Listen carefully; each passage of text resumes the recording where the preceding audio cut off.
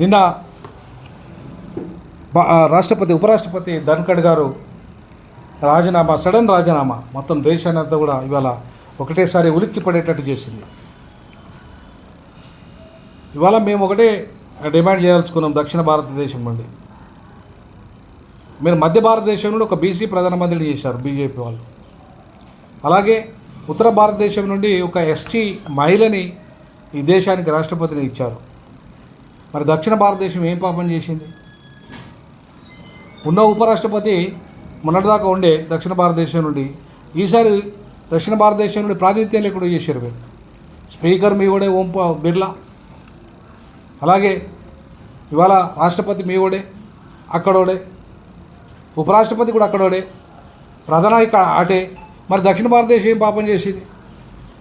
అందుకే దక్షిణ భారతదేశం జాయింట్ యాక్షన్ కమిటీ నుండి మేము దళితులకు దక్షిణ భారతదేశం నుండి ఈ దేశానికి ఉపరాష్ట్రపతి పదవి ఇవ్వాలని డిమాండ్ చేస్తూ ఉన్నాం.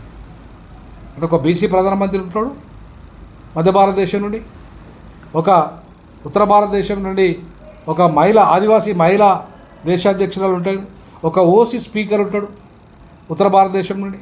దక్షిణ భారతదేశం నుండి దళితునికి ఉపరాష్ట్రపతి పదవి ఇవ్వండి అని చెప్పేసి బీజేపీకి చిత్తశుద్ధి ఉంటే, బీజేపీలో ఎంతోమంది దళితులు చాలా ప్రముఖంగా ఉన్నారు, గొప్ప న్యాయ కోవిదులు ఉన్నారు, సుప్రీంకోర్టు అడ్వకేట్లు ఉన్నారు.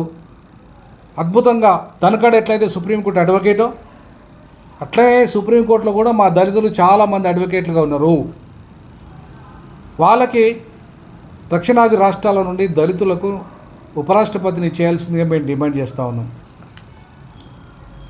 లేదంటే మీరు మళ్ళీ మీ ఉత్తరాదికే ఇస్తానంటే మాత్రం ఊరుకునే ప్రశ్నే లేదు. దక్షిణాదిలో బీజేపీని ఇవాళ క్లోజ్ అవుతుంది. దక్షిణాదిలో బీజేపీ నిలబడాలంటే దక్షిణాది నుండి పదవులు రావాలి మాకు. ఇప్పటికే డీలిమిటేషన్ పేరు మీద ద్రోహం చేస్తున్నారు మీరు. ఇప్పటికే మొత్తం పదవులన్నీ మీ వశం అయిపోయినాయి. మొత్తానికి కీలకమైన పదవులు దేశంలో అన్నీ కూడా ఉత్తరాది వాళ్ళే కొట్టేసిండ్రు.